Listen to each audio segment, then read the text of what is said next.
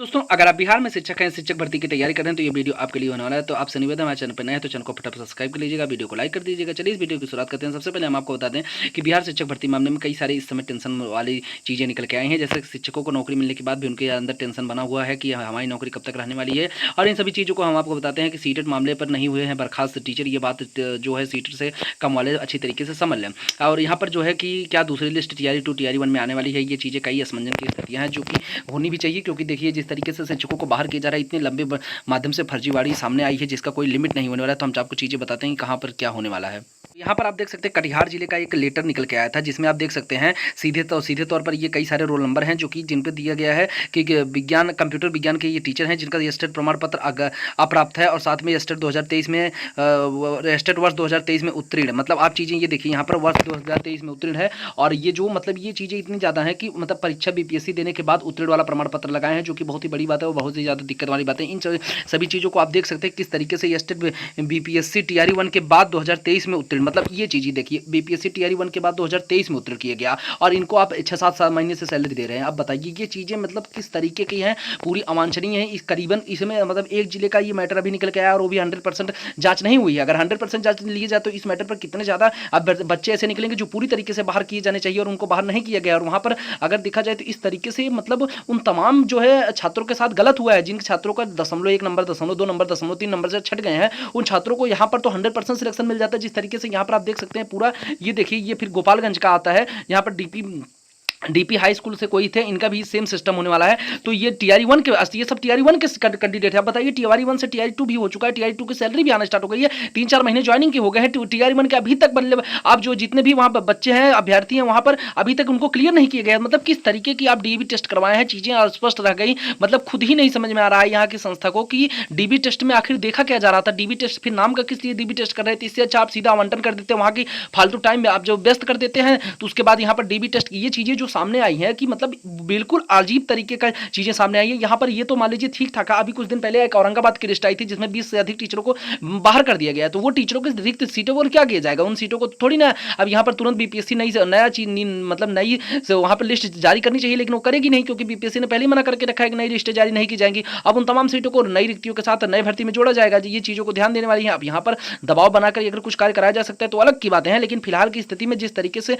Matter सामने है, अगर देखा जाए तो हर एक डिस्ट्रिक्ट से तकरीबन जो है 40 से 50 ऐसे कैंडिडेट या और भी हो सकते हैं, मतलब मान लीजिए 60 से 70 ऐसे कैंडिडेट हैं जो पूरी तरीके से अवैध है, मतलब पूरी तरीके से अवैध। यहाँ पर सीटेट वाला जो 90 नंबर से कम, वो मैटर हम बात फिलहाल नहीं कर रहे हैं। फिलहाल और केवल उन अभ्यर्थियों के ऊपर बात कर रहे हैं जो पूरी तरीके से अवैध हैं, क्योंकि सीटेट के नंबर की जो मैटर है वो चीजें अवैध में नहीं आ सकती, क्योंकि उनको तो आप वो बीपीएससी की परीक्षा क्वालिफाई करके गए हैं, उनकी चीजें स्पष्ट तरीके से हैं, वो हम आपको बाद में बताते हैं। फिलहाल इन चीजों को देख लीजिए। इस तरीके से मतलब ये बिहार का शिक्षा विभाग है जी, ये चीजें डीबी टेस्ट होने के बाद सिलेक्टेड की गई। खुद सोचने वाली बात है कि डीबी टेस्ट में अधिकारी कर क्या रहे थे कि उनको ये चीजें नहीं दिखाई दी कि आप 2000 मतलब खुद समझिए 2021 का बीट 2021 में ग्रेजुएशन के साथ कैसे हो सकता है।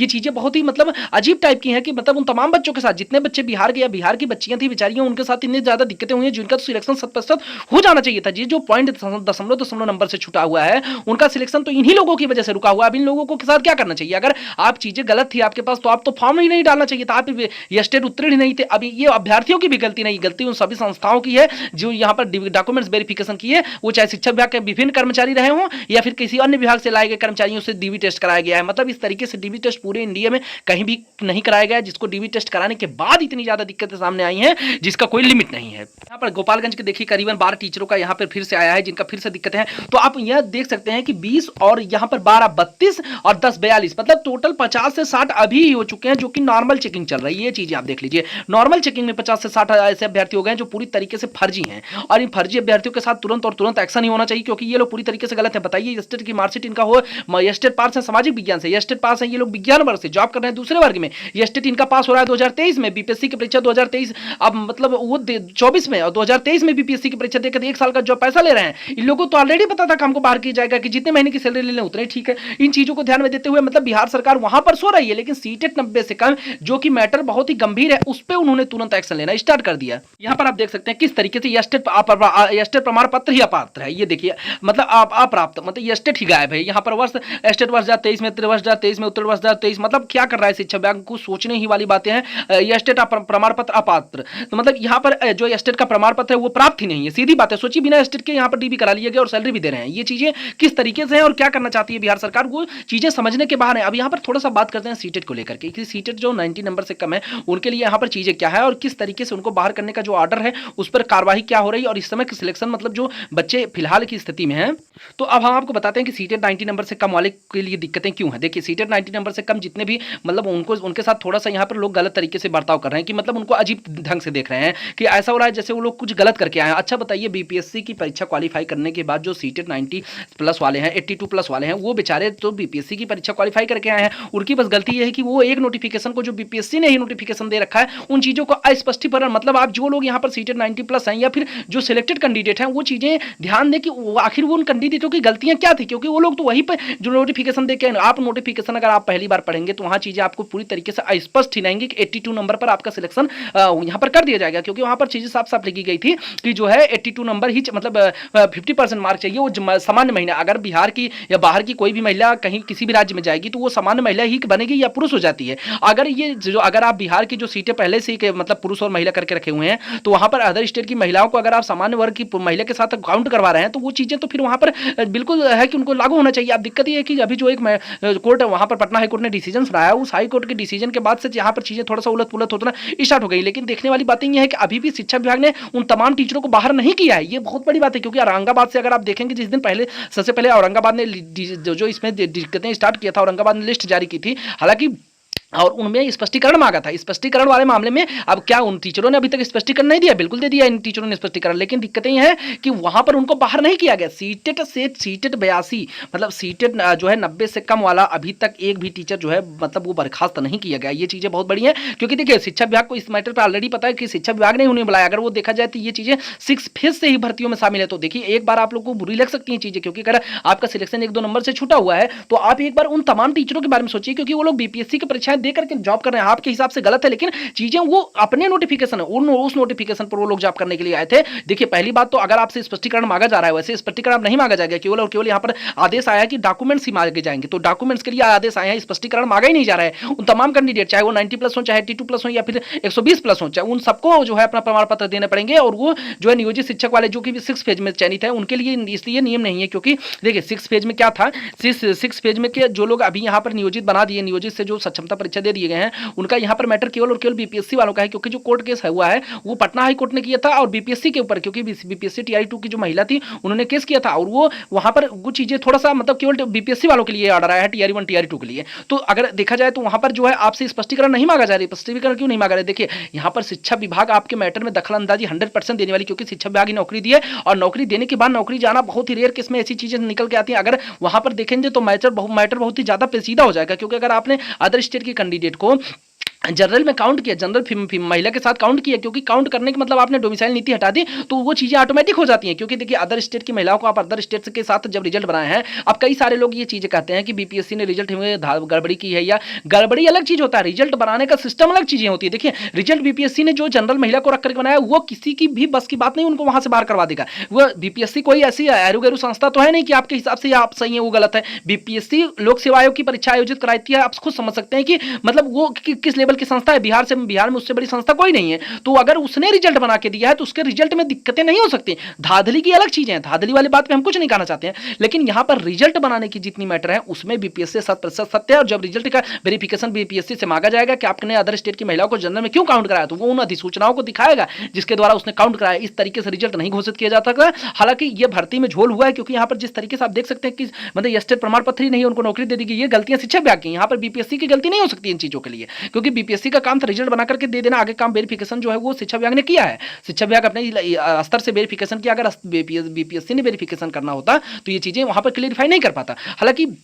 अब बीपीएससी के ऊपर जो सवाल उठा रहे हैं कि अदर स्टेट की जो महिला में काउंट क्यों किया गया, मतलब बिहार की महिला के साथ, तो भैया जब अदर स्टेट की महिलाओं को बिहार की महिला के साथ काउंट किया, ये चीज़ बीपीएससी ने रिजल्ट बनाया है, तो उन सभी सूचनाओं को ध्यान में देते हुए बनाया। अगर आपने वहाँ पर डोमिसाइल नीति को हटा दिया गया है, और ये चीज़ें अगर आप देखेंगे तो वो 2021 के नोटिफिकेशन के हिसाब, जो 2021 की अधिसूचना थी चयन बोर्ड की, उन्हीं के हिसाब से 2023-24 में चयन भी किए गए, बस उसमें थोड़ी सी चीज़ें, 2-3 चीज़ें चेंज की गई हैं, जिसमें से कि था कि मतलब एक था कि जो परीक्षा जोड़ना बीपीएससी के द्वारा आयोजित कराना, और दूसरा वहीं पर था कि जो है ये बीपीएससी आयोजित कराएगी और साथ में शिक्षा विभाग में इस मैटर में दखलंदाजी नहीं देगा। तो इन चीज़ों को ध्यान में देते हुए वहां पर, और डोमिसाइल नीति हटा दी गई थी, ये डोमिसाइल नीति पहले लगाई गई थी, उसके बाद में हटा दी गई थी, ये 2-3 चीज़ें की गई थी, बाकी सारी चीज़ें वही हैं। तो अदर स्टेट की महिलाएं पूरी तरीके से सेफ हैं। जो यहाँ पर जो रिजल्ट बनाया गया है, अगर इस तरीके से रिजल्ट बाहर किया गया तो तकरीबन वो तो 20-25 हज़ार की कैंडिडेट हो जाएंगी। इस तरीके से नौकरी थोड़ी आप ले सकते हैं। अगर आपने देखिए, अब यहाँ पर अगर आपसे स्पष्टीकरण मांगा जाता तो आप क्या करेंगे? स्पष्टीकरण जिससे मांगा गया है वैसे अब स्पष्टीकरण नहीं मांगा जाएगा, ये चीज़ें क्लियर, क्योंकि यहाँ पर मामला भी डबल बेंच में जाएगा, और साथ ही में अगर देखा जाए तो बहुत ही जल्द इन चीज़ों पर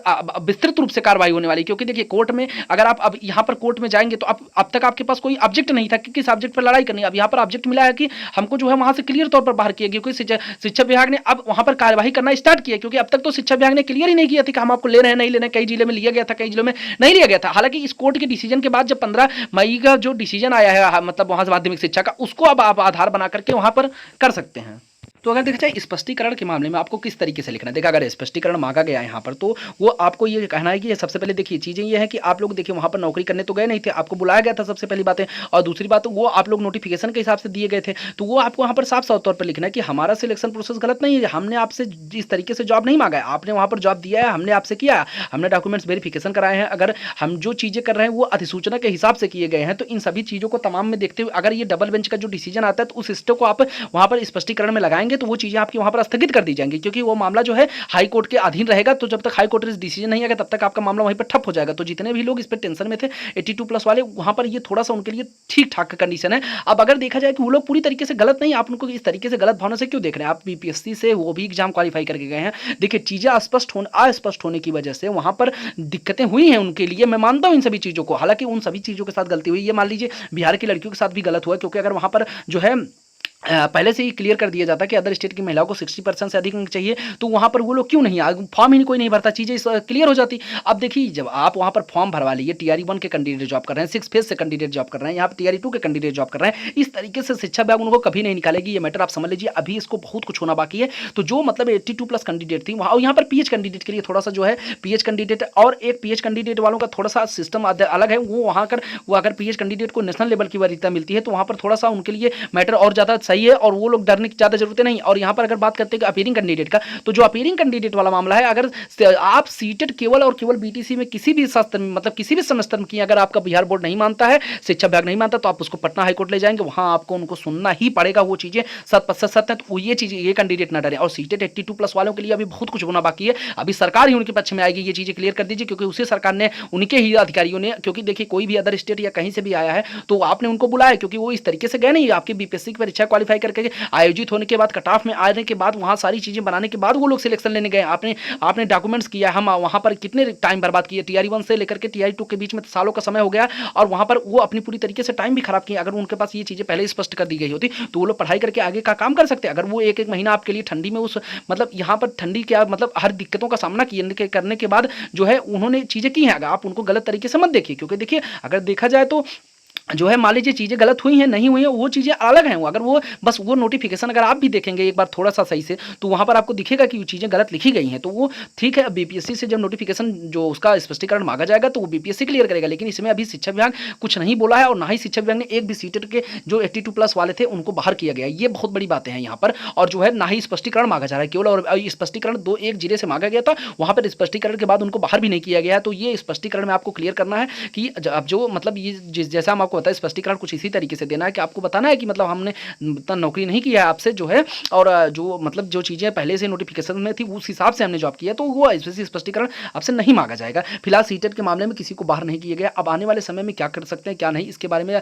जो अब कोर्ट केस होने के बाद ही चीज़ें डिसाइड हो पाएंगी। ये मामला अभी तो डबल बेंच में जाएगा, हालांकि उसके बाद सुप्रीम कोर्ट में जाना फिक्स है अगर चीज़ें नहीं क्लियर होती है। हाँ ये है कि इन अभ्यर्थियों को कुछ ना कुछ % जो है सरकार इनके तरफ से आएगी, ये चीज़ें फिक्स है, क्योंकि उसी सरकार ने भर्ती दी है और वो उनको सपोर्ट कुछ तो जरूर करने वाली, क्योंकि इस अब तक अगर इस तरीके से बाहर करना होता तो बहुत व्यापक तरीके से चीज़ें हो जाती और काफ़ी ज़्यादा मात्रा में कैंडिडेट को बाहर करना बहुत ही मुश्किल होता है। और वो टीआरई 1 से जॉब कर रहे हैं, टीआरई वो 2 में भी काफ़ी ज़्यादा स्टूडेंट ऐसे हैं, तो आप लोग वो परेशान ना हो, उनके साथ देखिए गलत तो हुआ है, क्योंकि आप देखेंगे अगर तो कितनी बच्चियाँ ऐसी हैं कि जो जिनके अपने मतलब बच्चों को घर पे छोड़ करके यहाँ पर जॉब कर रही थी और उसके बाद भी दिक्कतें हुई हैं, तो वो मतलब आप ऐसे स्पष्टिफाई नहीं कर सकते कि इस तरीके से उनको अलग भावना से देखना बहुत ही गलत चीज़ें हैं। हालाँकि जो चीज़ें अब होंगी वो कोर्ट के डिसीजन के ऊपर आधारित होने वाली है, तो आप सब लोग मिल करके आगे की चीज़ें देखिए। तो आपसे निवेदन, हमारे चैनल पे नए हैं तो फटाफट चैनल को सब्सक्राइब कर दीजिएगा, वीडियो को लाइक कर दीजिएगा। थैंक